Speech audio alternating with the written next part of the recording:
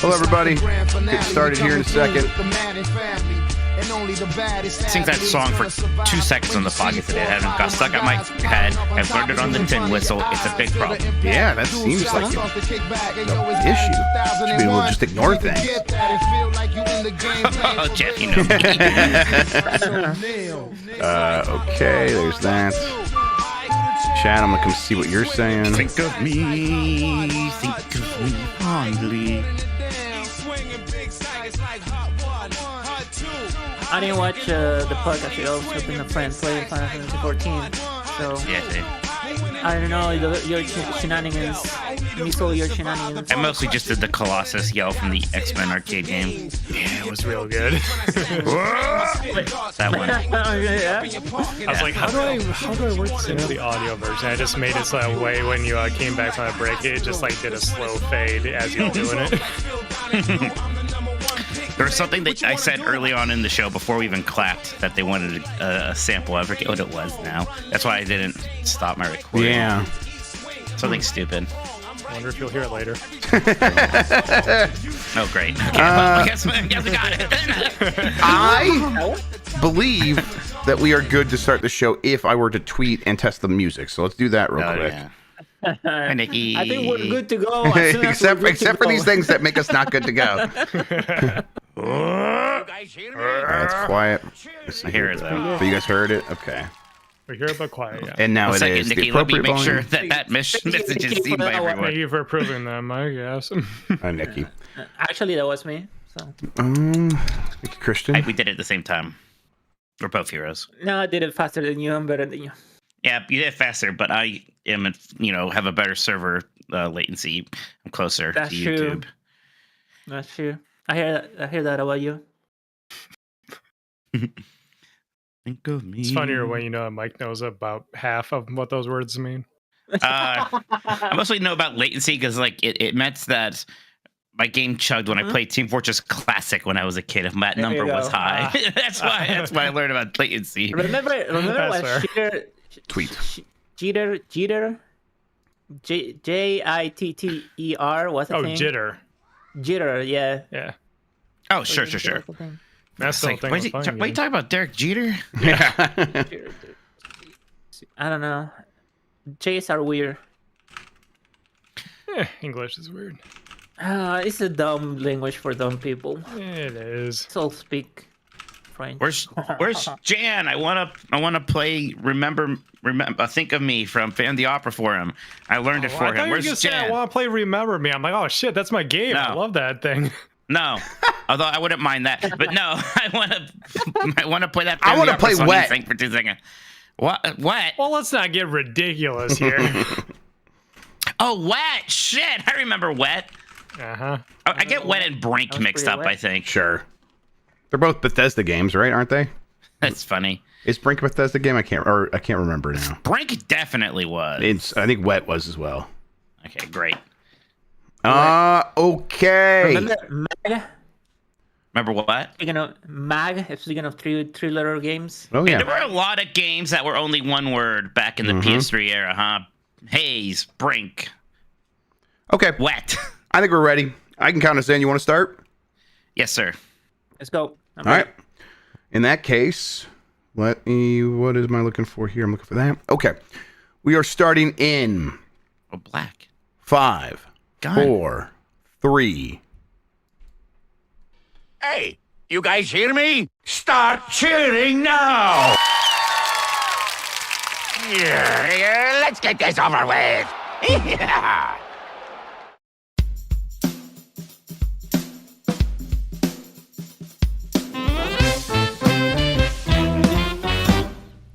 Woof, woof. Hi, I'm Mike Minotti, and I am a Nintendog. Hi, I'm Jeff Grubb, and I am a Nintendog. And we are the last of the Nintendogs. Oh, Today, no tornado can keep us down. We get to see more of echoes of wisdom, what's going on with Nintendo's latest financial results. But first off, Jeff, I see you're still alive. Yeah, we made it through. It was I was sitting on the toilet and the lights went out, and then they came back on, and then they went out again, And then, like, the kids were getting scared upstairs. I could hear them, like, upset. But I'm like, oh, they're just upset because the power's out. And it's like, no. Steph was like, get in the basement. There's a tornado warning. Not even, like, it was the warning. Because they saw rotation in the clouds. I don't know if there was ever one that touched down. But there was a lot of wind, and the power got blown out. And I saw where the power cables were had dropped onto the street because I was like, I gotta go get my family food. And then of course when I'm leaving, that's when the power comes back on. So we returned home, made dinner. It was great. I was surprised my power even went out. Like, I got the tornado warning. It was just like storming, nothing crazy. So I went down. So you have like that finished basement with all your stuff. Basically, my basement is just where I do laundry and store things. So it's just me and Penny down there. First, I was digging through boxes because I'm convinced I still have some games I haven't found in there. I'm looking for my DSi XL. It's got to be somewhere. I did find an old Game Informer, which made me nostalgic, and it was the Borderlands one back before the art style change when it was realistic. Yeah, so that was a trip. But as I was like looking through it, that's when the power actually went out. So now it was just in a dark basement, and it was kind of boring. So I waited like another 20 minutes. I was like, all right, I think I'm just gonna like lay down in bed for a while until the power comes back. So yeah, I was showing the kids like the weather radio that is also a flashlight, and they were having fun with that. So that didn't last very long. It definitely wore off any excitement, and it was just like, God, it's kind of boring without energy and power. I'm like, yep, this is what it was like when I was a kid before there was electricity. Gosh, I do remember going down to the basement when I was a kid. Although, again, that was more fun. There's things in the basement. We had a pool table at least. Sure. Yeah. We do have a lot of stuff down here, but it was like nothing works. I guess we played some stuff on like the Steam Deck. Like I got Bikini Bottom running for Addy and stuff like that. We did a little bit of that, and then we do have some board games over there. And we almost started getting those out, and then it was like, actually, it's getting kind of late. If I don't get dinner figured out now, we're not going to eat tonight. So. Okay, wait, no. The pool table, everyone, Mike's the rich kid. Pool table was my grandpa's, who was just a landscaper. He worked hard for that pool table and passed it down to my father. And now it's, I think it's still in my father's basement. I don't have room for a pool table. Too bad. It's a nice pool table. Pool's fun. Yeah, pool's It was great. not a Nazi pool table. He wasn't a Nazi. He was just in the Axis. Doesn't mean he's a Nazi. He's Italian. Close enough. I'm glad we had to clarify that. I was not expecting that route, but here we are. Glad to hear it's not a Nazi pool table. It's not a Nazi pool table, as far as I know. Yeah. We also had a pool table, but that was like kind of a make good because we moved from Michigan to Ohio, right? And obviously, like going into high school, and my parents felt bad. They're like, "Oh, we'll make the new house nice," and so they did stuff like that. I think lots of people had pool tables when I was a kid, I remember. Yeah. It was not a status symbol. I mean, look, that'd be expensive, but I really do think they kind of got passed down in families for a while. I bet the immediate generation after was when people were like, I don't have room for a fucking pool table. I live in an apartment. What are you talking about? So it's a bad time for pool tables. Yeah, I would rather have a bumper pool table now at this point. I think Dan's got one, right? That like turns into a poker table. I want that. Maybe. Well, Jeff, why don't we get into some of this fun Nintendo stuff? How's that sound? Let's do it. Yeah, there's some stuff to talk about. Yes, including a brand new Legend of Zelda Echoes of Wisdom trailer dropped, showing off like about 5 minutes of gameplay here, including the reveal of Zelda's horse companion. But that's interesting. We don't normally, if ever, have a horse companion in the top-down 2D style Zelda games, right? So it's a cute little horse, like a little kind of, what is this art style? Chibi? I don't know, but it is a cute little slot horse. Everything's like a little it's almost like everything's like a preschool toy, like a little plastic figurine. It's cute, right? And there's just multiple variations of horses there. There's some outfit changes you can do. The neat thing, at least to me, was this bind ability where you kind of use a magic stick. It almost reminded me of something like you would have in Breath of the Wild, where you kind of pick up like use your wand on a giant boulder, and then now if you move down, the boulder moves down. So that's neat. But you can also do it in reverse, like attach yourself to an insect crawling up the side of a mountain, and then have it take you up the mountain. Right. So fun stuff like that. So pretty promising stuff, I thought, overall. I definitely was. Listen, I'm very Zelda pilled. I am someone who likes these games a lot. When I'm like thinking of, hey, is there a game that I just would love to play at any time, that I think would be better than any other. It's Link Between Worlds. And so I'm like very high hopes for this already. But seeing this trailer, it's like, oh yeah, this could just be a really solid new Zelda game. And boy, wouldn't that hit real nice right now. And it feels still kind of lucky that we're getting one this year, this late in the Switch. And I'm really glad that they're still making games like this. And it just looks like they're giving it a lot of love and care the way that they should with these Zelda games. Yeah, I think the trailer did get me more excited than it was before. And there's still some goofiness, like, you know, Zelda randomly pulls out a bed in like the middle of some desert next to a guard, and the guard's kind of like, oh, okay, you're gonna go sleep there. That's fine. Whatever. That's really fun. I like having a lot of systems, even in these 2D games, where it's like, and to me, that has always been an extension of what Zelda has been from the beginning, where it's like, hey, you are going to go into one of these dungeons, and there's going to be something for you to figure out. And as you figure out the trick here, you're going to like have ideas about how to use that. And we're going to prepare for that. And this game's, and this is the way it's been in Zelda for a little bit now. It's like, no, we're going to give you more tools than we've even planned for. And you might use it in ways that we haven't accounted for. But that is just the next evolution of the Zelda idea distilled down into something new. And I'm really excited about it. We even see some things that are kind of familiar from that Link's Awakening DNA, including like the 2D segments, right? Like there's one of those. So it still kind of has that Link's Awakening energy to it as well, which again makes sense. This is the studio that did that Link's Awakening. And that Link's Awakening game did like 5 million copies or something like that, maybe more now. I haven't looked at that chart for Link's Awakening, but it was like, it did pretty well when you compare it to some of these other games that are like, aren't the biggest stuff from Nintendo. Yeah. And so it's like, oh, if clearly there's every reason to get Grezzo back on the case immediately, and obviously that's how it went down. Yeah, Grezzo being the developer of Link's Awakening. As of December 2022, over 6.46 million copies worldwide. That's very good. You know, I know it's easy to try, like, think you should compare that to like Breath of the Wild, but no, like, you know, you have to think about the kind of smaller scale things here, and how even like to the rest Mario of like RPGs. Zelda cells. Yeah. Right. Yeah. So it's like double any Mario RPG or something like that. Yeah.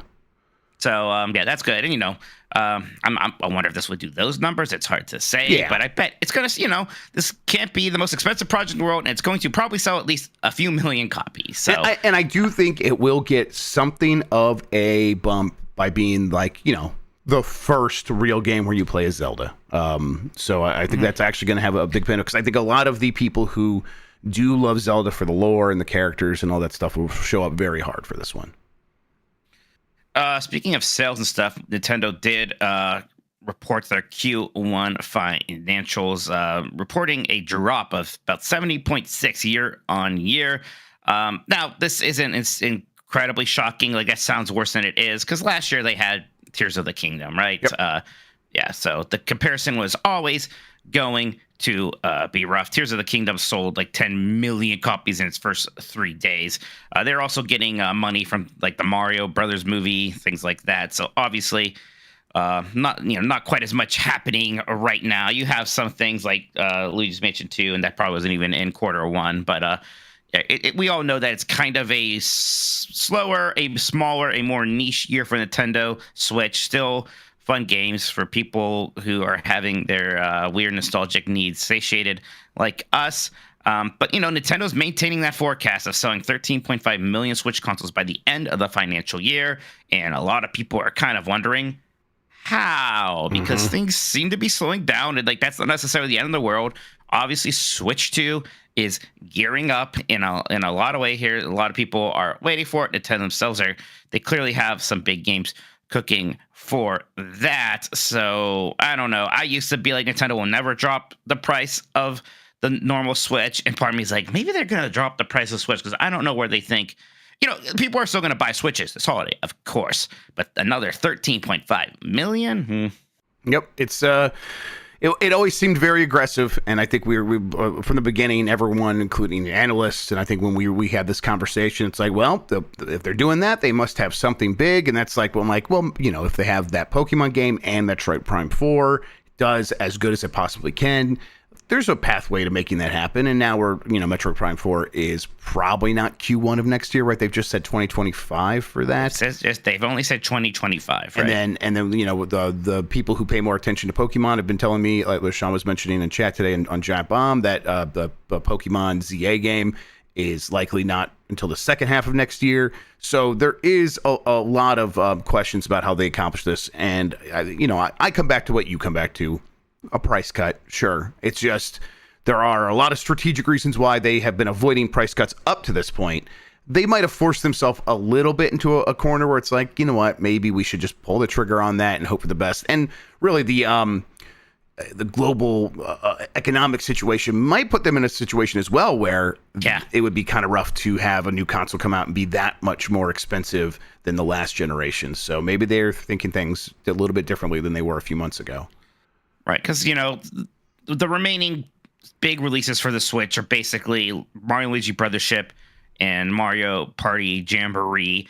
Mario Party's going to sell a lot. Brothership's going to sell, a few million, couple million. That'll be good, but it's, these aren't anywhere near maybe some of the biggest holiday blockbusters that Nintendo has had. It's not a Smash Brothers or a mainline Mario. Last year we had the first brand new 2D Mario game in forever, right? Right, and that that rushed to 10 million-ish pretty fast, I think, right? Right, and now the Mario Party games have sold very well. Yeah. So but that's not. I don't think it's on systems. Yeah, I don't know. Exactly. I think people get a console and they get a Mario Party game with it. I do think that happens, but I don't think anyone that has. No one's waiting on the sideline for the third Mario Party game released for the Switch. That's not happening. No, I do think that is exactly right. Of course, we do also have the Famicom Detective Club coming out. Is that the August game? That's later. That is this the month? August game. Yes, that's what we kept asking. What's the August game? We forgot about Emio.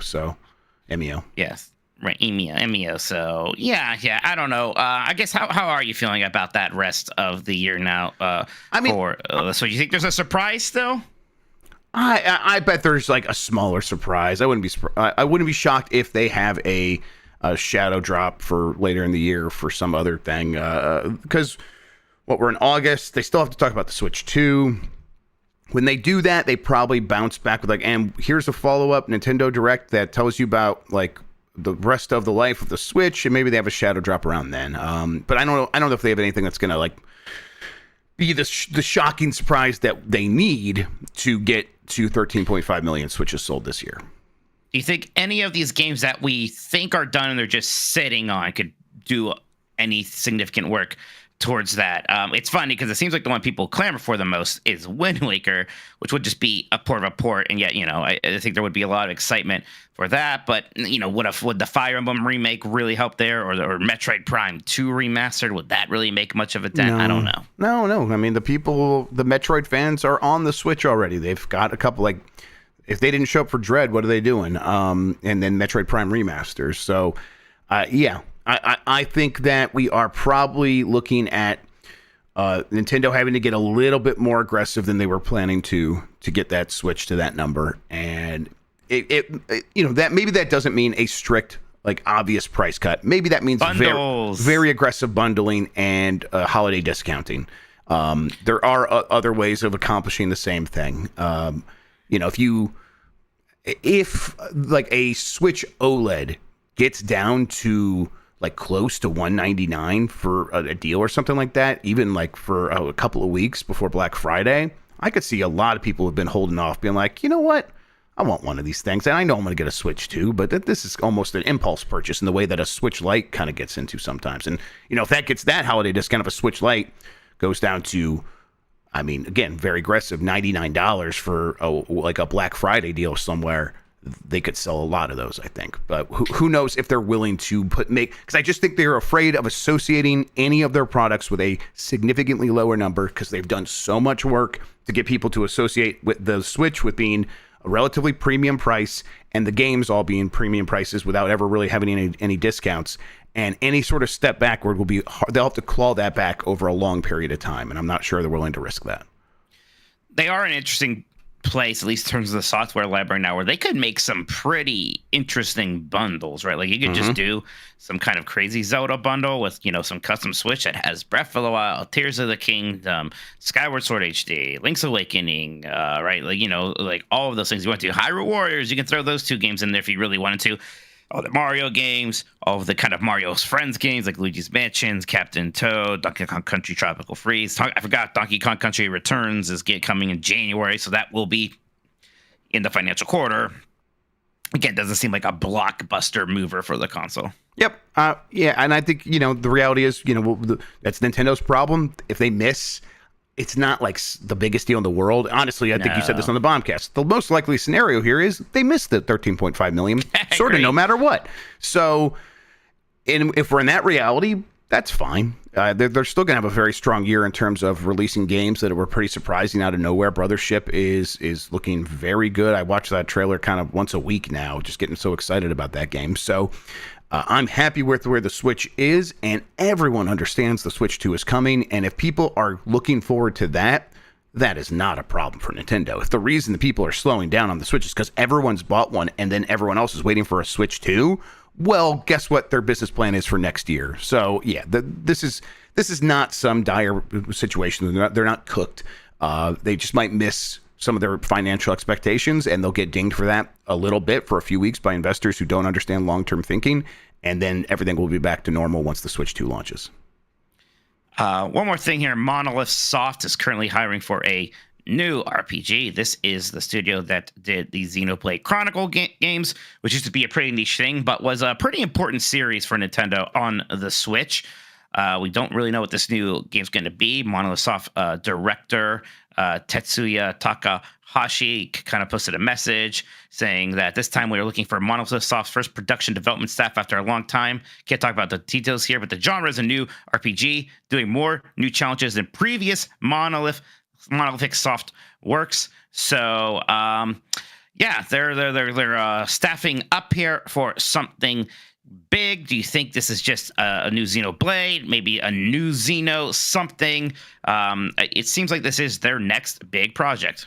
Yeah, I mean, as someone who played a little bit of Xenoblade Chronicles 3, like, I don't know, probably when it was all said and done, to 11, 12 hours maybe, had a really fun time playing it, but it was just not in any place where I was going to be able to finish that game. So I bounced out relatively early compared to the runtime of that game. I enjoyed it. I think that if this team takes everything they've learned from making RPGs recently and applied it to something that was completely fresh and new, sort of a Metaphor Refantasio kind of situation, I think that would be very cool and could hit very hard. Now, obviously, they have a benefit of using IP, but, we were looking at those numbers, and maybe this is because of discounts, but Xenoblade Chronicles 2 sold more than Xenoblade Chronicles 3, even though Xenoblade Chronicles 3, was higher, more highly regarded by critics and I think fans. Not as many waifus, but not as many waifus, right? So the uni disrespect. I think whatever they come up with will have plenty of waifus. But yes, yeah, I do. I think the next game for me, it would be the most interesting if it was something different.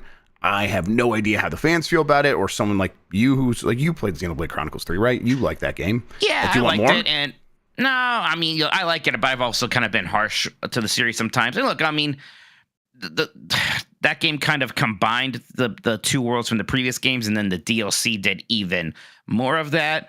Before Monolith Soft, they did 3 Xenosagas and then moved on to something else. And hey, we also had Xenoblade Chronicles X before. I would like to see something a bit different now, both, still an RPG, but something a little bit different gameplay wise, even though they're all a little bit different in that regard. Something really different, something that is a big departure from the general vibe and aesthetic they had been doing with the Xenoblade games, I think would be fun. Now, I do think it's interesting, they're gearing up now for this. Now, maybe they've already been working on it too. But it does seem like there is a bit of a gap here since, the Future Redeemed DLC came out for Xenoblade Chronicles 3. Maybe my mental timing is wrong here, but it makes me think more than ever that we are going to get a Xenoblade Chronicles X remaster finally, which is one of the few Wii U games that we haven't had make the switch over, or the jump over to the Switch. Yeah, I mean, I think you're right about that. That feels like one that they're not going to leave behind. It's too ready-made to just get the port, and whether it's Switch or the first year of the Switch 2 at this point, I have no idea. Wouldn't be surprised if it's Switch though. I think that'll still happen, but I think it's it feels like the right time for Monolith Soft to branch out and establish something new that can be the follow up and build on everything that happened with Xeno, and maybe it is another Xeno prefix game. That's also I'm sure the word Xeno will be there. You're Sure, right. Just not Xenoblade Chronicles. Just probably not anymore. Xenoblade Chronicles, right? But I think the time is right for them to try something different, and then they could always go back to Xenoblade Chronicles if they need to. And they have that benefit that, like, they've always done Xeno whatever, so it'll still be very clear that there is a lineage there, even if it isn't the Xenoblade subseries anymore. So Exactly. Yes. they'll be fine. All right, Jeff, why don't we take a quick break here? We could come back and look at some super chats. How's it sound? Yeah, sounds good. I got them right here. All right, Project X Zone 3, baby, let's go. With Marvel, let's hope- go. Yeah. Go for Somebody in chat said that it's actually Xenoblade Chronicles Cross, not X, and I don't know if I'm being trolled. I think you're being trolled, All right. and even if you're not, you're being trolled. Fair enough. All right, I'm ready to get back to it. I'm ready. I don't know. Who knows? All right. All right, we're back. Let's get to the super chats. Man, this Game Informer Borderlands cover with this realistic Borderlands art is actually sending me. This is wild looking. I forgot it looked like this. I mean, I knew this remember. happened, but I just forget what it actually looked like. I remember because I remember reading back then, and people were like, "Oh, this kind of looks generic." And then like the art style change happened, and it was controversial, right? It's kind of like a Wind Waker thing. A lot of people were like, "This is way better." Some people were like, "I like the way it looked before." It was clearly the right choice. Clearly, yes, it's a force now. Anyway, I have the super chats right here. Let's see here. Let's start with Nintendogs, who says, "I met Jeff Grubb at Gen Con. It was the other Jeff Grubb, but it was a Jeff Grubb. Has Jeff Grubb ever met or talked to Jeff Grubb?" It came very close when I went to PAX West forever ago now. The first time I went to PAX West, I like just tweeted him like, "I'm going to be there." He's like, "I'm going to be there too. We should meet." He's like, "I'm going to be at the booth like doing whatever." And I'm like, "Oh, well, I'll just come by and say hi." And then I went by, and there was a massive line to meet and talk to him. And I was like, well, I'm not going to cut this line and be like, "Well, my name's Jeff Grubb too. You have to let me cut line." Like, that would be insane. Yeah, So take it from me. That's a disappointing experience when you think somebody's going to be excited about your name and they're not. Yeah, and I took a picture from a distance, like, "Hey, there's Jeff Grubb. I'm sorry I can't get over there." And he's like, "Well, you should have just cut in line and come said hi." I'm like, "Okay, well, damn it, I didn't know." But it came close. We I will think make you it were happen right. eventually. You don't want to cut a line. I didn't want to cut a line. Yes, that. What are you, Dan Riker in the bathroom? Come Exactly, right? I'm not some schmuck. Come on. Big Fresh 37 says, "Unplugging game sent equals power dies. Coincidence?" Yeah, You see all that? Did you listen to the Game Mess mornings on Monday? I mean, what happened? Did he somehow convince you to plug it back in, or did he like sneakily plug it He back in says while he it's was here? literally the first thing he did when he got here. Was plug it back in. He says before he unpacked anything, as soon as he came down in the basement and I walked away, he came over here and plugged it in. And How do you even find it? because it's just sitting on the table where I left it. Oh, I would have thrown that thing in the garbage so long ago. I'm like, there is still part of me. It's like, we got to get Mike with eventually. And you know what that is doing? It's just getting me more. It's the karma is punishing me instead. I don't know how you guys think you're going to make me use it. I've been very clear. We're gonna force you How? by power of attorney and law. Yeah, no. You're going to sue me X style? Yeah. Dr. Ryan says, "I want to add from earlier. You in microwave for 1 second, fucked up behind all compare. 2 seconds in, literal death. Don't dan yourself on this hill." Yeah, listen. I mean, look, I believe it. Yeah, me too. I was just asking questions, everybody. Wait. Somebody asked on the Bombcast if they made a human-sized microwave and you got $10,000 for every second. How long would you stay in there? No, you dead, bro. That's crazy. I don't think you die won't after from 1 being cut second, out. but I think some people would die after 1 second. So sure, yes. Oh, yes, 100%. Yeah. Yeah. Like Joe Biden would, but I'm surprised. Exactly, yeah. Although maybe he'd be fine because it doesn't seem like he has a lot of water in his body. Very dry. No, it's not a very moist person. Yeah. Cody Bishop says, "Do the Kamala walls." Yes, I'm walls out for this guy. I gotta say, I'm pretty excited again.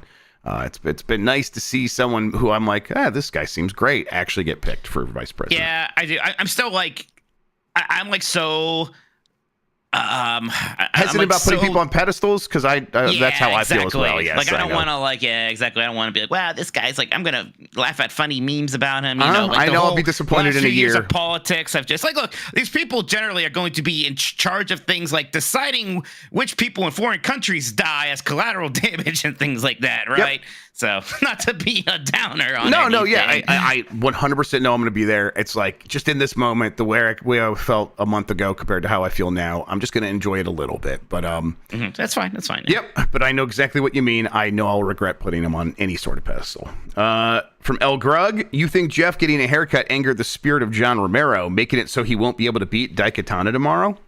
Yeah, as long as you wear your wig, I think we'll be okay. All right, I'm hoping so. God, I really want to beat it tomorrow because I'm desperate to see you play your game. I'm so excited. I am, and it was like we had some options. It's like maybe PS2, maybe a PS2 version of a game. It was like, no, let's get him on the Wii because he hates the Wii. I do. Yeah. I should have told you. I think I do hate the Wii. Yeah. I got no nostalgia for it except for like Mario Galaxy. And even like I kind of have that in a separate box. I do kind of the same thing with Mario 64 even, right? Because I'm a little down to 64.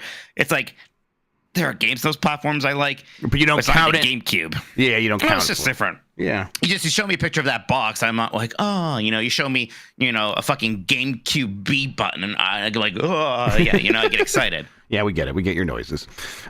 Screaming Madden says, in another Discord, I asked about strange food recipes, and someone mentioned one where you cut potatoes into cubes, sugarcoat them, and then roast them. It was described as pretty Ohio. Is this true? That sounds like something we would do. Sounds more, based on my experience of Korean corn dogs, it sounds more Korean to me. I mean, this sounds like something that would happen at a fair in any Midwestern state. Maybe they were describing Pretty Ohio as like the kids nowadays were like Ohio means Ohio, like cringe. Or something is bad. Yeah, that's what I assume they meant. I assume they just meant Ohio as like a negative quantifier. That's definitely what they meant. Yes, absolutely. But if we are going to take it literally, yeah, sure. That probably happens somewhere in Ohio. Super Blastix says, thanks for giving me something to listen to at the gym. Thank you for listening. I always love the idea of people you listen to this while taking care of chores or doing stuff or taking care of themselves. That's fantastic. I did get back to the gym a little bit after taking a break, and I feel much better about it. Willow Davis says, one liquid death and Grubb is mewing with Sigma Riz. Yeah, right. The haircut is definitely, I feel like, a young person's haircut, but it's the one. It's the one I feel good. Like the undercut is literally the only haircut I've really felt good about having since getting long hair, and so I just keep doing it. You look more like Roman Reigns to me. Is this because we were at SummerSlam? I was like kind of hoping I'd come out looking a little bit like Dom, but I'll take Roman Reigns. Listen, I think you'll be if I had to choose one or the other, Roman if I could pull one off, I would definitely choose Roman Reigns. Yeah, for sure. I don't know. I think actually being at SummerSlam and seeing like those guys like, hey, everyone looks nice. I should go get a haircut. The Uncharted Wolf says, I've recently been going back to the Zelda games I never beat, like Majora. Are there games in your favorite franchise you never beat you'd go back to? Oh, definitely. Yeah, I mean, I haven't beat Mega Man Legends 2 yet. Something I want to fix very, very soon. My Wii got stolen before I beat Twilight Princess, so I never beat it. Oh, wow. Well, you keep waiting for that new remaster. Yeah, exactly. The only Zelda games I haven't beaten are actually the DS ones. I have not beaten Spirit Tracks or Phantom Hourglass. That's it. I've beaten all the other mainline ones, so I feel pretty good about Zelda. But like the fact, like I don't want to beat those two, but the fact that I'm like that close kind of like makes me feel like, oh, sure. Oh, and then Metroid Prime 2 and Metroid Prime 3, right? I did beat Metroid Prime 2. I'm remembering, but I don't remember it that well. I'd like to replay it, but I never even touched Metroid Prime 3 really. So yeah, and again, it's like I want to wait for the remasters that maybe aren't releasing. So now that I'm getting my Wii U plugged in, apparently, and I have my copy of Metroid Prime Trilogy still, I might just do it that way. Wii U probably is the best choice for that because that's the HDMI. It'll be easy to capture and stuff. So yep, right. All right, got a few more super chats. Let's keep going here. Ali Miracle says, pool table or foosball, which is more boomer? I think it's got to be pool table, right? Because I don't think I've ever seen too many boomers, actual shoot boomers, play foosball. That feels like very much like a Gen X game. Yeah, I think you're right. I think it's like that's like late boomer MTV generation shit. Yeah, MTV generation. Yeah, that's like the thing you would see in dorm rooms and things like that. Yeah. Pool is cool though. Yeah. Oh yeah, pool. I think both are cool. I enjoy. I love pool. It's not a snooker. Snooker is lame as fuck. Snooker. I've definitely learned the rules and have forgotten them. But yeah. I like all those like bar games. Obviously, like we had a great time at 16-bit, like bocce ball and all that stuff. I just like all that shit. What I don't know what snooker is, but I always this will be for a very few amount of people. I always imagine Dom Shot from that one episode of Star Trek: The Next Generation where Picard gets impaled in the heart. I imagine it's close. That's to that. lawn darts. You're thinking of something very different. My bad. Yeah. Human play Dom Shot. All right, what are you gonna say, Christian? No, I get the rules explained of snooker every time and I always forget them because it's Yeah. like, oh, I want to go sleep. Yeah. I want to take a nap. When you're playing a game and if it has balls, they need to go into a hole. And snooker's the one that doesn't have the holes, right? It's just like Nope. Exactly. Not bocce. Correct. Not okay, bocce. all right, you're right. Yeah, but you're still like throwing them. If you're throwing them, maybe it's a little bit different. If you're hitting it with any sort of club, I want to like try to get it to something. Wow, the croquet hate, absolutely disgusting. I used to play so much croquet as a kid. How did that rules. happen? I think like my neighbor, like my bumpkin neighbor had a croquet set, and we would go over there and play croquet all the time. That was weird. George Green sending in a super chat. No message, but if George Green had one later that they did want to send in, feel free, George. We'll read it. But thank you so much. Chris Pratt writes in. Takes time from his busy schedule to write, not even a tornado can stop my favorite podcasters from talking about gaming. Here's some money to spend on Mario Arcade and stomp some rupas for me. Of course, Chris Pratt. Thank you, Chris. I'm going to stomp those rupas real good. L. Grug says, also, was Dan angry that the man who quenches his thirst and hydrates his soul, Logan Paul, lost his title at SummerSlam? no, he was quite happy. We were all pretty quiet throughout that match because we didn't even want to like boo him because that's what he wants. But then when he did lose, we were all pretty happy. Right? Because I did like that watch just because I like LA Knight a ton, and LA Knight, cool. you know, was great there, and seeing him get a big win made me very happy. But Same here. yeah. I legitimately heavily dislike Logan Paul, not because he wants me to as a wrestling character. I find him actual bad person. A bad person, yes. LA Knight almost ran us over with his car. And that is to say, he was trying to back out when we were walking past him at an event. So we went to Sami Zayn did like a comedy show at the Agora the night before, and we got to go to that. And and it was one of the guests there too. And he was great on that too. That was really fun. L. Grug said, oh no, that was the one I just read. So we're at Hitch here. I would buy $70 Sony games if they came day one to PC. I'm PC/deck only. Praying Demon Souls comes out this fall. What you think? Also, what's going to happen to Dragon Age cover now that GI shut down? Now, people did remind me that there was a Dragon Age cover of Game Informer that did come out. I think so. Yeah, I'm not super sure exactly. I mean, maybe there was more information that was going to get revealed online or something. That's possible. I don't know. Maybe it's kind of weird. Like if you're, EA, whoever it was who like has some story that was supposed to come out by, Game Informer, and you spent money on, giving him an exclusive or flying him out or blah, blah, blah. Are you just shit out of luck? I don't know. But whether it was Dragon Age or something else, I'm not sure what happens there. But then Bloodborne Remaster, hey, I think it's going to happen someday. I don't know about this fall. I think that's but Demon Souls, that could drop at any moment. Did they say Demon Souls? Like, I don't know why I just heard Bloodborne. Yeah. Everyone talks about Bloodborne so much. You're Bloodborne right. is not really, as far, again, I don't have perfect insight into any of this, but at least from the Sony side, my understanding is nothing's happening with Bloodborne right now, which is continues to be a shame, and I'm sorry, everybody. But Demon Souls feels like it should be on PC this fall. Like, that sounds like the right timing, and boy, I would enjoy that. That would be great. I played some of that on PS5, and I just couldn't keep the momentum because I just couldn't justify getting back on the TV every night. But if I had it on the Steam Deck, I would be very happy. I'm a very Souls-like pilled right now, so part of me's like, maybe I'm probably just gonna play Dark Souls 2 next, but part of me wants to play Demon Souls first. I don't know. We'll probably do Dark Souls, all Dark Souls games first. I don't know. You could almost like just do it randomly because no matter what you play, it's going to be something that's interesting because it's from that series. Sure. Okay, here, Empanada Eater says, Mike Weenati. Mike. Oh, I thought it was supposed to be Win Naughty, but you're right. It's that console I don't like. Yep, there it is. God, the art is so good. I wish there was a way that I could show everybody and not have you see it. I would do that. I have many spies. Little birdies tell me the truth. Yeah. God, that'd be of all the weird powers you can have. Like, you know, like it's assigned to you, right? So you don't get the picks, you don't get to get flying. But if you were assigned the power of an army of birds that spied for you, that'd be kind of sick, right? I'd like that. Wake up every morning, go outside with my cup of coffee. I'd have to start drinking coffee just to make it funny. Sure, of course. It's like, all right, Bernie, the birds are up early and they got a lot to say, so you got to get up early too. Just keeping tabs on my enemies. Who assigns it? Who assigns what? The powers. You said it was so matter of fact. Jesus Christ. Saruman, you said? Okay, so we're no, I don't know. Someone important. Okay, I was like, wait, is he talking about Encanto powers? Right? No, we just get assigned them. Okay. Someone gives you a power. Yeah, sure. You were just kind of so like Encanto. You were so matter of fact. Like, of course you get assigned them. Don't be an asshole and get to choose your power. Oh, you're stupid. No, but yeah, well, because nobody would choose the crow spies. But like, if you got assigned them, you can't be upset. I'd be kind of happy about my crow spies. Yeah, that sounds like a good one.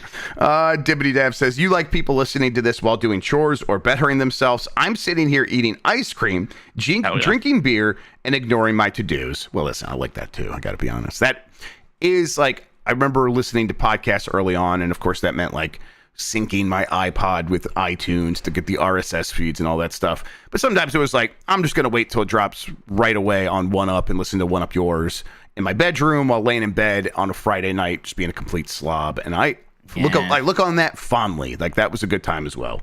I remember, like, first listening to podcasts, I remember just going for walks in the woods, and it would be those One Up Yours. Early Penny Arcade podcasts where they just record themselves while they're trying to, like, make a comic and, like, brainstorm any ideas. I distinctly remember walking around the forest the week they announced the name for the Wii, and everybody just making fun of the name of the Wii, and me laughing, and I guess here comes karma now. I like the Wii. I'm glad you like a lot of bad things. Yeah, that's fair. I'm glad that it's not like the way gaming is or turned into. I'm very happy about that. But as this weird aside that was very different, there's plenty of games I enjoy on the Wii, and so I'm jealous, Mike.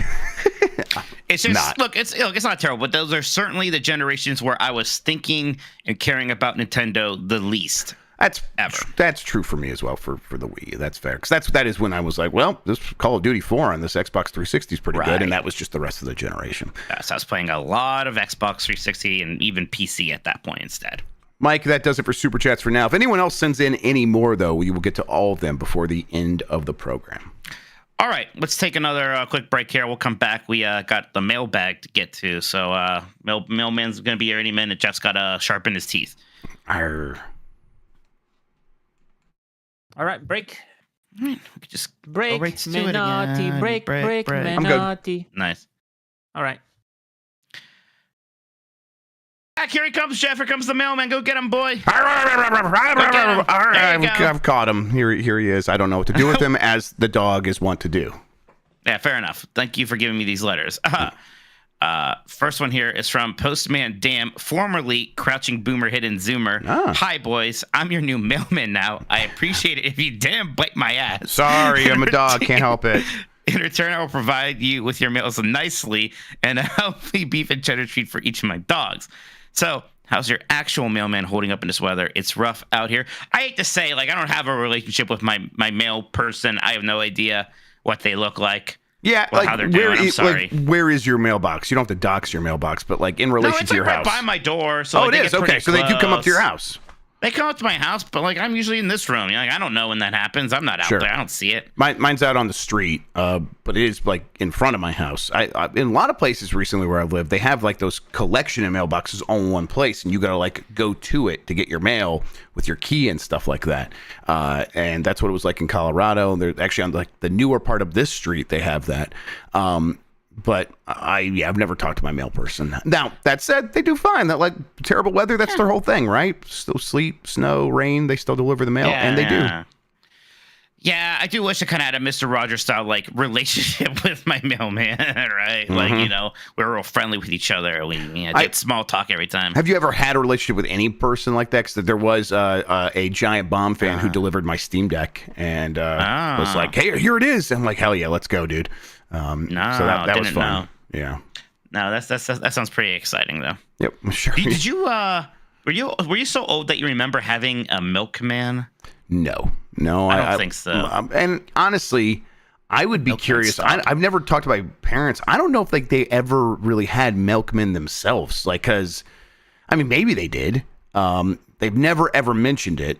My mom's family, I would be surprised because they were pretty poor. Maybe they just never had that service. And I don't know. I don't know about my dad's family. I'd have to ask. Yeah, I think it's one thing that's already gone, but like I was still consuming so much like slightly older media from Nick at Night and just comic strips like, you know, Peanuts and Garfield, where like the milkman was just brought up constantly. Yep. And I was just like, that's not how we get our milk. We just go to the store. That's weird. That's very strange. Yeah, I think there are like still milk like delivery services and stuff. To like, oh, it's like comes directly from a farm, but no, I'm good. Yeah, like Butcher Box, but with just the milk. Just the milk, yeah. Always Be Clothing says, hope y'all are safe and sound. Thank you for all the streams. Thank you, Always Be Clothing. Yeah, thank you, ABC. I mean, I guess I should speak for myself. Wasn't too scary over here. Just more annoying than anything. Of course, it had to happen right at the end of the workday, so I couldn't even be like, oh, I can't work for a while. My power went out. No, just had to kind of sit around in the dark for a while. Yeah, I was like, we'd finished the Bombcast, and I got the kids all set up to like take care of, like, got them some food, and I was sitting down to watch Columbo, so we could record a new Columbros, and it was like 10 minutes into that, the power went out, and I had to deal with too many other things to, like, I could like maybe watch it on my phone or something. I was like, no, I got too much other stuff going on. So it was just kind of annoying. We looked outside, the clouds were moving fast, and obviously a lot of stuff did get blown around. We did see that, but it wasn't too bad. Tommy Pencil says, hold up, is that new Zelda game just a 2D Tears of the Kingdom? Not quite. Yeah, that new bind ability is definitely like the most like that we've seen so far, but still, like, you know, let's hold our expectations back a little bit. I think what's happening here is Zelda. There's a Zelda producer, Eiji Aonuma, and he has his team, and they have ideas. And I wouldn't be surprised if they're like, well, we have some ideas that aren't going to work in Tears of the Kingdom. Maybe they make more sense for the 2D game that Grezzo's working on. Likely they get shared, so the origin of these game features probably come from the same place. Velocity Prime 1 says, happy Tuesday, my dogs. In Zelda and Soul games, bosses usually come with titles or descriptors that are always delightful, such as Usurper King or Draconified Demon King. If you were to walk into your co-host boss chamber, will it be their outrageously dramatic title or subheading? Oh, I do like that. You know how I feel about subtitles. Oh, yeah, big subtitle guy, yeah. It was great when we were at the retro game store, and I saw Jack and Dax was like, look, Jeff, there's that subtitle. I told you it was a real precursor legacy. Yours would be something like Henri Bearman or something like that. Annoyed Bear Man, something like that. Annoyed Bear Man. Yeah, yours. Maybe it could be like a little bit more Latin. So what is Ursa or Ursine? Yeah, annoyed Ursine Man. Well, now the man sounds bad. How about just annoyed Ursine? Okay, that sounds great, actually. Yeah, you would be giant piece of shit. Well, thank you. Yes. Glad we got that cleared up. Anderson64 says, hi, dogs. My Switch OLED feels like it isn't holding a charge as well as it did when I got it. So replace it now, hold for a price cut, or wait for Switch 2. Thanks. Man, that's rough because, like, look, there might be a price cut. Replace the battery. Not. You could do it. I believe in you. You could do that? You could do that, and I believe in you. You got to get in there. You got to take some stuff out, but I think replacing the battery is like 1 or 2 layers deeper than you would hope if you wanted to make it super easy, but it's not anything that's that difficult. Just get an iFixit kit. You want to have one anyhow. That's an investment. Go get a new battery, and replace it. You could do it. Or if you don't want to do it, take it to, like, buy the battery yourself. Take it to an iFixit or something. Or not iFixit, but like iRepair. There's like local repair stores. Take it there and say, hey, the battery's bad in this. Can you replace it for me? And they'll probably do it really cheap because they do those things in their sleep now. So, yeah, I think that's like the cheap way to get more life out of it. But yeah, get an iFixit kit, everybody. Those are great to have. Beef Hammer says, arf arf to Jeff, slowly been podcasting on a stronger and stronger Colorado night until he finds the cutoff point where Mike notices Grubb. And Mike, realizing that's why Jeff has been letting him bring more and more Disney lore into the podcast lately, Minotti. He's a bit too embarrassed for him. My friend Casual is showing signs of having a Dandori issue despite already playing Pikmin 4. Are there any steps he can take to improve his Dandori? My Dandori's pretty poor. Jeff, you just were, your whole family was viciously mocking my toothbrush. So I don't know. You at least fixed your cabinet up lately. That was some Dandori. Yeah, and like Dandori's like part of that is being able to organize to the point where you are able to do multiple things at once. I'm not great at multitasking, but I do often have like things going on with the kids where I also have to be doing stuff for my job at the same time. So what is the key? You really do have to just let things go. So if something is happening in the moment, like if I think Dan was the one who told me, like, if you're working on something, just be like, I am doing this because I want to be doing this. And you don't have to feel bad about the other things you're not doing. When you're doing those, you can focus on those at that time. Don't focus on something else when you're doing doing a different thing. There was one point when we were hanging out in your house where you were trying to set a new speed run time and just like play all Mario Brothers 1 in the Eternal Championship. And you were trying to keep the one kid entertained with your one arm while you're still holding the controller, and the other kid entertained with just your legs. Right? So you're doing all that and playing Mario. It was pretty impressive. Yeah, I wouldn't have it any other way, honestly. Hey, look, here's Casual. Casual says, esteemed Nintendogs, is there one more caveman-themed 8 or 16-bit game that Nintendo could put on NSO? Love you and all that you do. Yeah, there was, although Bonk was a TurboGrafx joined first, they did release a Bonk game pretty late in the NES era, and it's actually good. Adventure Island, is he caveman? I guess he's not caveman. Maybe he's a caveman adjacent. Yeah, they should do the Super Adventure Islands, both of them, and the NES ones, and also kind of caveman adjacent Evo, the Super Nintendo game where you start as just like a primordial fish, and you could become a human, you could become a flying creature. It's a very interesting game, so that would be great on NSO. Yeah, absolutely. And I like caveman games. I don't think I've ever like fully played Joe and Mac 2. I need to play that. John Mac 2 is a little weird. But also the two Flintstones games. Well, there's two for the NES. There is one for Super Nintendo. So, like, all of those, all the Flintstone games, probably not going to make it on NSO. But it'd be cool. I mean, they got Warner Brothers to play ball with Quest for Camelot, so they're willing to deal in some IP. What the That's fuck still is so this weird to me. Adventure Island GameCube game? I don't remember this. What? There's an Adventure Island GameCube game? What are you talking I'm gonna look about? it up real quick. This looks weird. It's so weird how stuff like that can just exist. Whoa! It's just Adventure Island, but with like polygons. This is fucking weird. All right, I'm gonna put it in. This game come out? Is this like a Japan-only game or something? I think there's a chance it's a Japan-only game, because I think I would remember it. It looks kind of hideous. I love it. Yes, it looks kind of ugly, and I like it too. Yes. And it looks like it plays exactly like Adventure Island. Yeah, so not much has changed there. Yeah. Oh, he's got a skateboard? Okay, weird. Well, he had a skateboard in the original game. No, I know. That's what I'm just saying. He's using a skateboard. Yeah, of course. That skateboard's like iconic is part of it. Yes. Bet JC says, should Elden Ring DLC be eligible to win any Game of the Year awards? If not, do you think it'll still win at some shows and on some sites? Look, it could be eligible, of course. I would hesitate to be.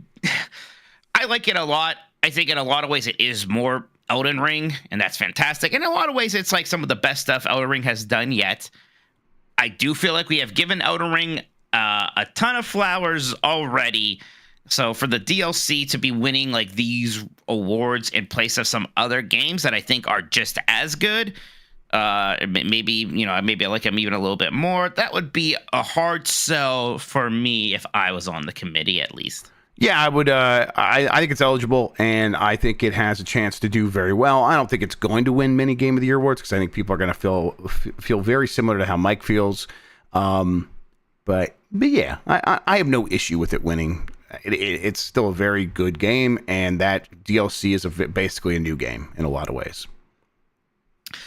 Shoji Kodo says, no question this week, just wanted to say it was fun seeing Mike on MinMax's Disney VIP tour video, flaunting his Disney prowess. Hey, I had fun doing that. Thanks to everybody who told me they watched that. Special thanks to anybody who said they joined MinMax's Patreon to watch that longer version. Makes me feel good because like Ben paid me for that, and part of me is like, oh, I don't want to just take this guy's money. I hope that he's seeing some kind of return on this. So people actually joining the Patreon makes me feel good. I was already joined in it, and I have that. I'm gonna go watch that at some point because I'm excited about it. That'd be make the kids watch it. But tell the kids they have to sit there and watch all 4 hours of it to make Uncle Mikey happy. Of course, they love nothing more than making Uncle Mikey happy. Of course. I think the one kid just loved what did she kept repeating a line from Bluey but badly with some weird toy. Yeah, it's what up, Mike? She thinks that when they say mate, they're saying Mike, and then she named one of her minions Mike. And she does a voice. What up, Mike? Yeah, it's her trying to do an Australian acccent. What up, Mike? It's crazy. Yeah, she just starts doing it and she can't stop. And no, she does it for like an hour straight. I'm like, yeah, I remember being a kid and just doing bits for way too long. Yep. Stop doing that now, of course, though. Yeah, of course, yeah. I don't know. I could tune that stuff. I could do that stuff out so easily. I don't even notice anymore. So yeah. Jamie H1224 says, so now that my kid is 2, he's starting to enjoy Pixar movies, and we were watching Coco last night with me. Got me thinking, what's Drinkbox up to? It's been a couple of years since Nobody Saves the World, and I think I could do with another Guacamelee. Guacamelee is good. I never quite beat Guacamelee 2, which is a very good game, and one of the few Metroidvanias that has very good co-op support. I'm not sure if Guacamelee 2 did so well that they would just go and make another one at this point, or there's something else they're gonna do. I never really played the Guacamelee games. I should. Really? Yeah. The first one in the Vita, holy shit, that was. Yeah, I think I played on the Vita too. Yeah, it was pretty good. That's probably why I didn't, because I was not playing Vita at that time. So, well, hey, that's great. I mean, you should do a 2-player Guacamelee playthrough sometime. I would be down for that. That'd be great. Super fun. Drinkbox has got to have something coming out relatively soon. I don't know, next couple of years, but who knows when they'll talk about it. B says, hello, dogs. Kingdom Hearts 2 is my favorite game of all time, and I've beaten the game more times than I can remember since 2007, but I never 100% the game until last week when I fully completed the game on critical mode. Wow, about 17 years later. What's a game where you've beaten or played multiple times but never fully completed? Oh, I've probably beaten Super Metroid 7 or more times at this point, but I've never done the let me get every single item, the 100% completion playthrough. Not something I'm really thinking about a lot for the most part. In fact, if I'm gonna 100% complete a game, I'm probably gonna do it in that first playthrough. Otherwise, I don't really care. Like with Kingdom Hearts 2, I did not on the hard mode, but on normal mode, I did get the 100% completion. But granted, back then, because that was the only way to get the secret ending that teased Birth by Sleep. It happens sometimes, but usually not on the 5th playthrough. Yeah, it's when I'm replaying a game, that is not what brings me joy. It is I'm replaying it because the way I played it the first time, it was really great, and I want to recapture that to some extent. So I'm pretty similar on that front. I guess honestly, a weird answer for this is Super Mario Brothers, where it's for so long, what I would do is I would use the warps, and so there was a long period of time where I hadn't played every single level in that game, and then eventually I was probably out of high school. Kind of just maybe play. It might have been the Super Mario Brothers Deluxe on Game Boy Color or something like that. So maybe late high school or just out of high school, and I played through that, and I would I'm going to play every single level, and really enjoyed it. So technically 100%ing that game, I suppose.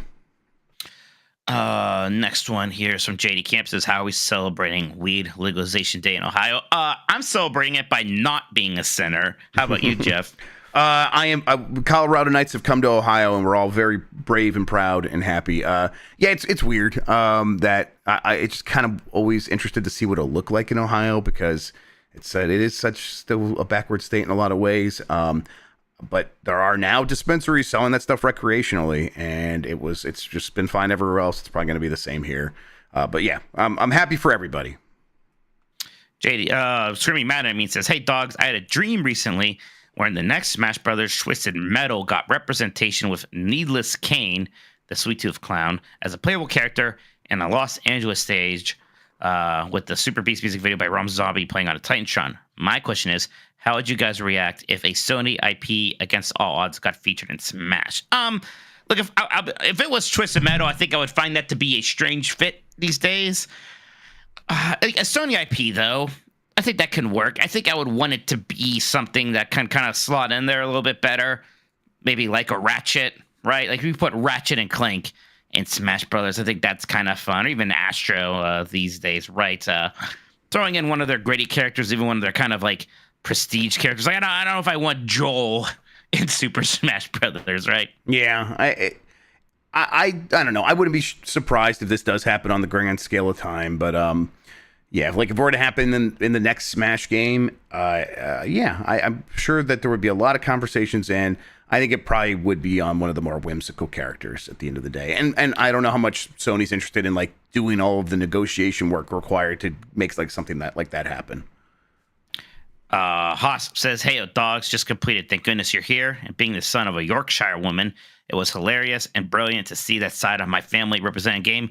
What would an Ohio version of the game look like? Well, it would be called Living the Dream. Yep. Because that's what everyone here says when you ask them how they're doing. There would be an ope button. You would be like, oh, I'm just trying to sneak past you. Yeah. A lot of like standing up from sitting down and kind of groaning a lot. Yeah, right? a lot of groaning, definitely. Yeah. That's all good stuff. You buy a minivan. Right. Yes. And they're like in this game, thank goodness you're here. You like walk around. There would be no walking. You would drive everywhere. Yes. Yeah. I remember Dan was like, oh, so like we were going downtown. It's like, oh, we're going to be like walk everywhere. We were like, no, absolutely not. Absolutely not. I did. I'm like, hey, maybe we can get on one of these scooters. And it's like, well, that's a bad idea too. Actually, you can like go a couple blocks, but if you actually get on one of these streets on one of those things, you could also die very easily. Yeah, I would love to see a thank goodness you're here style game applied to a bunch of stuff, Ohio, but I want them to just take that and say, hey, if you have a cartoon and you want to make a game based on it, it should be a lot like this going forward for a little bit. Like we can get like 10 of these, and I think they would all be great. I did buy that game recently, but I think I'm saving it for my upcoming travels. Yep. Might be something fun. It's a perfect plane travel, like hotel at night before you fall asleep game, because it's not going to be something you have to commit to very hard. It auto saves all the time. It's a good one. Joyzy says, is Mike okay? Oh, I'm living the dream. Living the dream. There it is. Chaos Buckaroo says, I recently watched a video on all the weird Street Fighter 2 ports. Give me a quick Mount Rushmore of weird ports. God, I always think about Virtua Fighter on the Sega Genesis, where they just made it a bad 2D game instead. It's not even a port at that point. That's not even really a port. A port was Virtua Fighter on the 32X, which actually ran really well, so it's kind of strange that happened. Super Mario Brothers Special, that was developed by Hudson and released for the PC 8801 and Sharp X1. Sean says... Yeah. Sorry. No, just a very weird version of Super Mario Brothers. I think Gersman played it on Giant Bomb at one point, but it doesn't have scrolling. Like the screen's like you has to render the next screen as you're running. It's very weird. Mortal Kombat 11 on Switch, Christian says. Mortal Kombat 1 seems like it fared even worse, though. It's real weird to me that Jedi Survivor is getting ports to PS4 and Xbox One. Just because there's nothing wrong with releasing games on those systems. People do it all the time. But doing it so much later when those games did not run well on the much newer systems, weird. Oh, Kevin's right. Street Fighter Alpha 2 on SNES. Ooh, yeah, that's a weird one. It's incredible that even happened. Yep. And it like kind of worked okay, really, right. for what that was. For what you should expect from that. Yeah, absolutely. Yeah. Oh, yeah, Metal Gear Solid 3 did just come on 3DS and was actually pretty good on there. That was wild that happened. So it might think more for Mount Rushmore, but yeah, there have been some kind of just surprising ports over the years. Again, I have to really think ports, not just like Mega Man on DOS. Season people say that's a completely different game. I don't know if you even call that a port. That's just some weird abomination that's in how a ports very work funny sometimes, kind of way. Yeah. Weisman says, "Hey, yo, dog O's, who's better, Bluey or SpongeBob?" # order the Squidward. Yeah. This is the constant battle in my house. I mean, this is what they're always fighting about. Who's cuter? Who's more of a cutie? Who's better? Hey Dad, do you hate Bluey? Hey Dad, do you hate SpongeBob?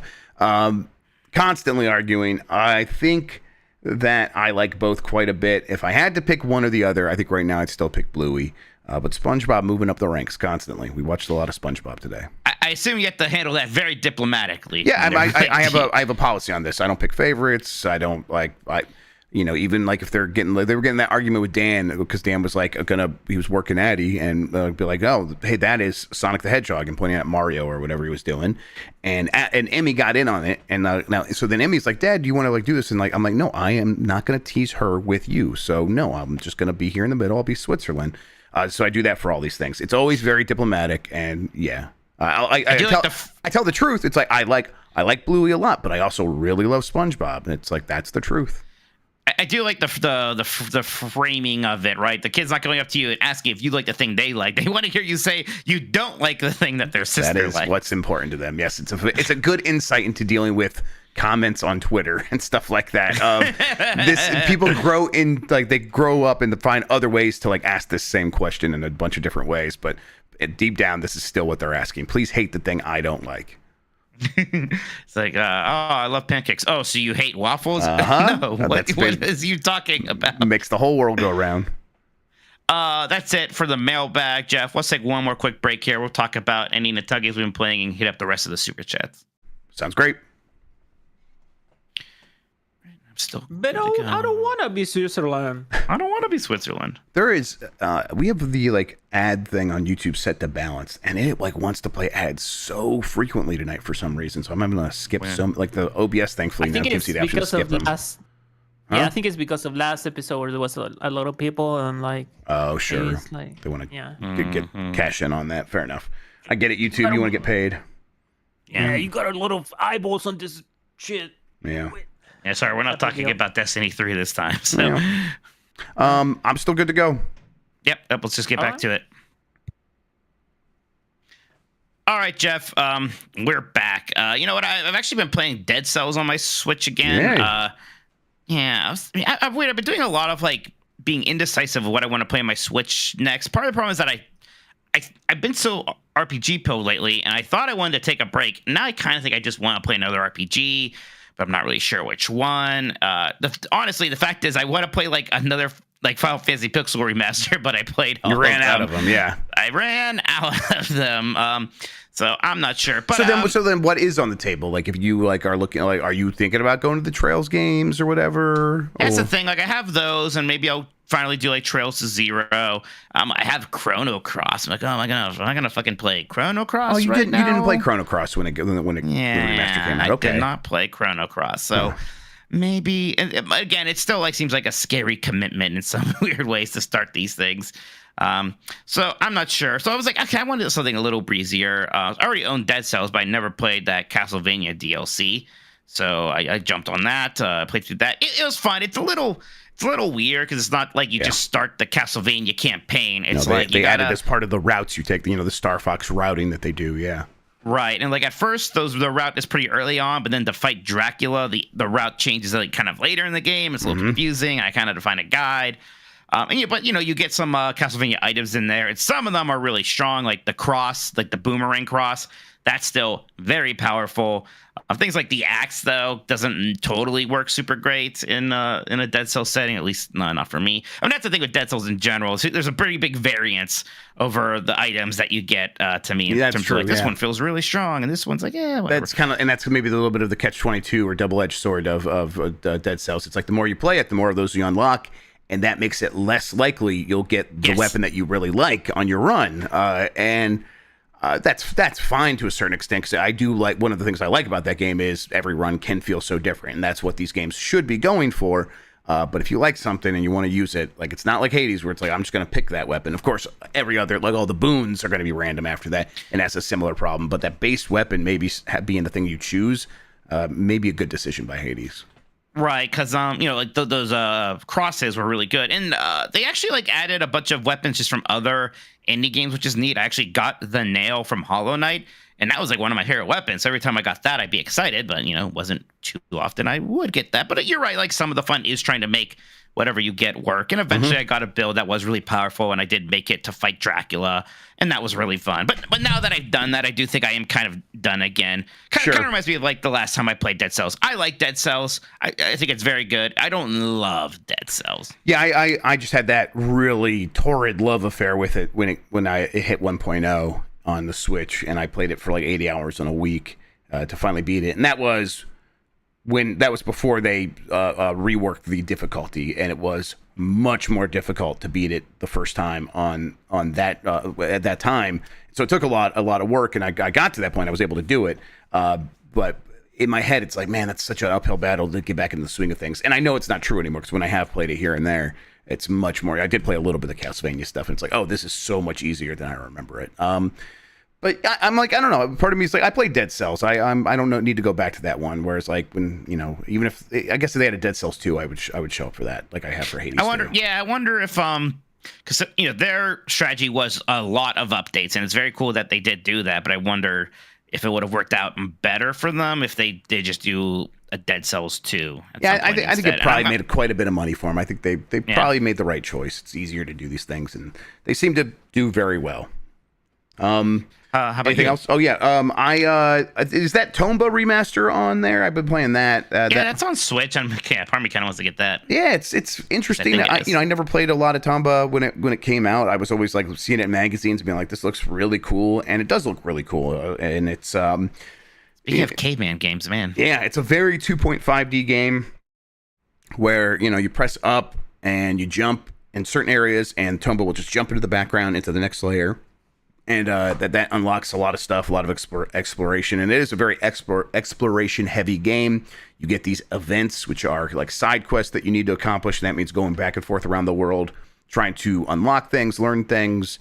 Kind of the slight variation on Metroidvania stuff. It's not a Metroidvania in a lot of ways, but like Jan mentioned on Bombcast, like you will occasionally find an item that does allow you to get to a place you saw before and you couldn't get to before. So it does have those ideas in there, and I just think it's so of its time and the way it looks that I'm having a good time just being in that environment. But it also feels like kind of like a stiff platformer from that time. It doesn't feel great to play, but it also doesn't feel so bad that it's ruining the experience for me. It's very specific and peculiar, but I'm enjoying it. This is a game I always associate with rental places. I remember renting this game at least a couple times and always kind of liking it. And always like, I remember there being some stiffness and maybe even some confusion on my end. Like I would kind of get lost or stuck at some point or another. I definitely like put it down and picked it back up and be like, oh, I don't remember what the old man told me to go do. And when I go to talk to him now, he's not giving me anything extra. And I'm looking at some of these events. I'm trying to piece together what I'm supposed to be doing. But I'm going to keep I'm going to go get a guide is what I'm going to do. I'm not going to like sit there and just try to figure it out. There's probably plenty of guides for this game, and I will dip into that. Beyond that, I did play some of that Star Wars Bounty Hunters. Oh, right. Yeah, and I played that just Hunter. It's a singular. About Bounty Hunter. You're right. It's just about Jango Fett. And that is a really good remaster. I think it's it's one of the better ones that Aspyr has done. I think it helps that I think the underlying game is more interesting and kind of probably pretty easy to, because who knows which version they're doing, but this is a game that already from the beginning was pretty good, pretty solid. But I enjoy what I played of that, and it's definitely, if you are anyone who has any love for the prequel era Star Wars stuff, or you get licensed games that have interesting ideas, this is definitely one where you can bring out the visor at any time to scan any NPC in the environment. And there are definitely ones that you have to scan to get the bounty on them that are part of the quest you're doing. But sometimes you'll just stumble across bounties you didn't even know existed, like hanging out in a corner of one of the levels. And it's just fun to find them and mark them. And then you can use your little rope to tie them up and cash in the bounty, or you can kill them and get less money and take them in dead. And that's great as well. So I just like the vibe of the game. I always have, and I think they did a good job of recapturing a lot of that magic.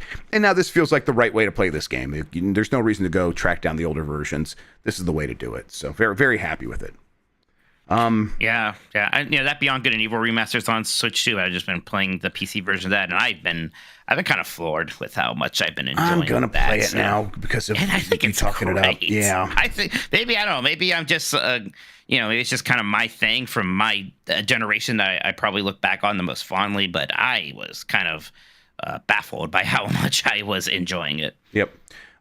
Not too many other things that are on the Switch or that I'm playing on the Switch. I'm still playing Nintendo World Championship here and there. I wish I would have had more time to spend on the championship stuff last week, but we were busy hanging out. And by the time Sunday came around, I was like, oh, I got a million things to take care of for the kids, because I forgot that like Addie has like kickstart for kindergarten this week, so I'm like taking her to school. Like she's going to school for 2 hours, but she's still like going to school this week, and it's like, oh god, it's already back. So got real busy, so I wasn't able to like even get my 5-minute time in 1-1. I got such a good run, and it was like bedtime, and Emmy just needed a million things, and she just asked me so many questions, and I just made one mistake, and that turned into 10, and it ruined that run. So but I'll just do that on my own time now. It doesn't have to be for the World Championship. That just feels like a challenge I could pick for myself.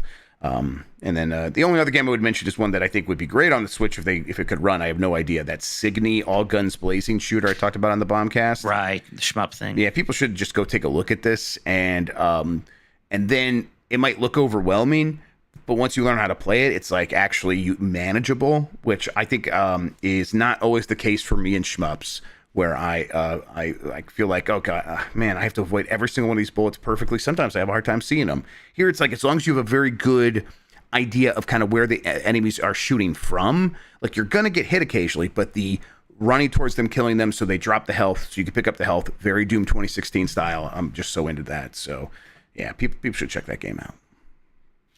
Nice. Why don't we do the rest of the super chats now? Yeah, got them right over here. Let's see. What did I leave off with? There, I think we did Empanada Eater and then Dibbity Dab. Okay. Benjamin Plunk says, I'm going to Disneyland tomorrow. I blame you. Hopefully it gives good vibes for the final round of a job interview I have coming up. Yeah. Yeah. Well, you know what? No matter what, have fun. There's going to be plenty to do. My brother just came back from a Disneyland trip. And again, I've been there a couple times this summer already, and I was still just very jealous. Yep. Looks like they had a lot of fun. I'm excited to catch up with him, hear more about their trip and everything. Yep, and I think Mike's advice on this always is something that rings well with me. That is, you're going to do a lot. Like, don't feel like you're going to do everything, because you're going to be able to fill up the day with plenty of fun stuff. And if you miss out on something, just go to the next thing and make sure you have a good day to look back on and feel good about. And that's exactly. We did exactly that, and I had a really great time when I was there. All right, final super chat here from JT, I believe that says, I can't say GI closing has any silver lining to it, but if I can imagine one, maybe it can prove to more people how important it is to support creators. Keep it up, friends. Yeah, I gotta say, like, always thinking about this stuff, I was like, what if I was in their shoes? And of course they are in their shoes, and that's what I'm prioritizing, thinking about them. Want to get those guys, everyone that was over there on stuff like GMM and Jeopardy, when we get time to do more of those things like that. Want to put them front and center, but it's like, man, if I was in their shoes, what would I do? And it's I think I would try to turn into more of this and be like, yeah, I would love to get more support from people so we can keep doing more stuff.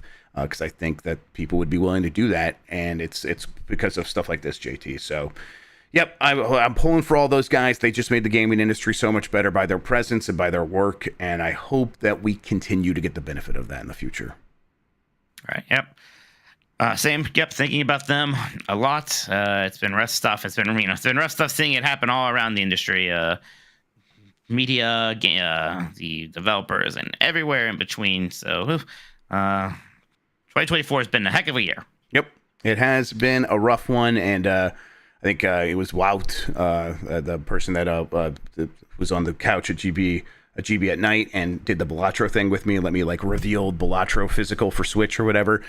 He mentions is everyone just trying to get past this one crazy week since September 2023? And it's yeah, I've definitely been okay, if we just get past this week and things will settle down, and we've been doing that for going on about a year now. Yep. It's been fun. Yep. And on that note, that's the end of the podcast, everybody. That's how it goes. Sometimes you just know when you recorded the worst podcast of all time. There you go. History. In the history. Excuse me. Oh, yeah, you're not excused.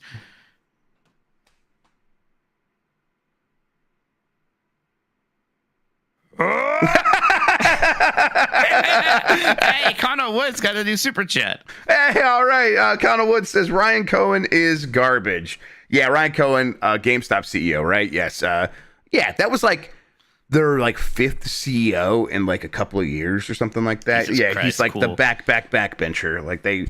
No one wants to touch that company, and they made a ton of money just from that last time that guy, the meme stock guy, was like, "Hey, I'm gonna do some stuff with GameStop," and it shot back up to like $100 or some crazy shit like that. They sold a ton of stock, made a couple $100 million in cash right there that they have sitting around. And the problem is, like, that should illustrate exactly what the issue is. So, like, with so many of these companies, even when they have a ton of money, if they're not growing, they still have a million things to panic about. It's wild because, like, look, I know it's rough for games media. There's going to be some form of games media in the future. There is not going to be some form of brick and mortar GameStop in the future, right? Yep, absolutely. What are we doing here? Yep, it's rough. Mike, you want me to hit the button? Should we just get out of here? I would love for you to do that, actually. There it is. Yeah. Tomorrow, Blight Club. Let's see if Jeff beats Daikatana, everybody. I hope so. And then the day after that, the Thursday, earlier in the day, we're going to have a Power Bombcast to talk about me, Jeff, and Dan's experience at SummerSlam. We had a ton of fun. Later that evening, Game S decides. So plenty of fun stuff still happening this week. And then, what are you doing Friday? Something weird. We're going to do a Nintendo Switch Sports Olympics. And some of those games support 8 players, Mike. So if you want to come get some waggle on to get some practice. I have an unopened copy of that game that I've never played. So maybe I could that would get be my fun. practice in. God damn it. You're not going to turn my opinion of the Wii around. That's for sure. I don't. Yeah, listen. This game's going to do that. You're going to come out and be the speed runner for the fucking Wii. So, a weed runner. There it is.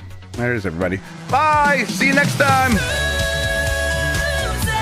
I was so excited to hear what that voice clip was. I didn't forget, Sean. I'm waiting for it. I know you gotta wait till the music ends for the comedic timing. I hope I'm not blowing it, but I'm very excited.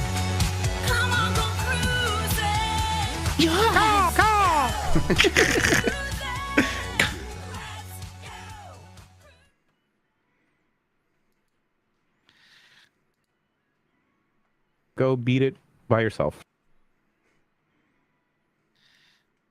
A lot of chords going into slots. One more time. A lot of chords going into slots. It sounds like 2 separate clips. But it was so back to back. It's like, if it was just one or the other, I would have been like, nothing. But no, when it was that, I'm like, we got to keep this. Bye, everybody. Oh my God. All right, I'm glad we got that. Oh, I do that good.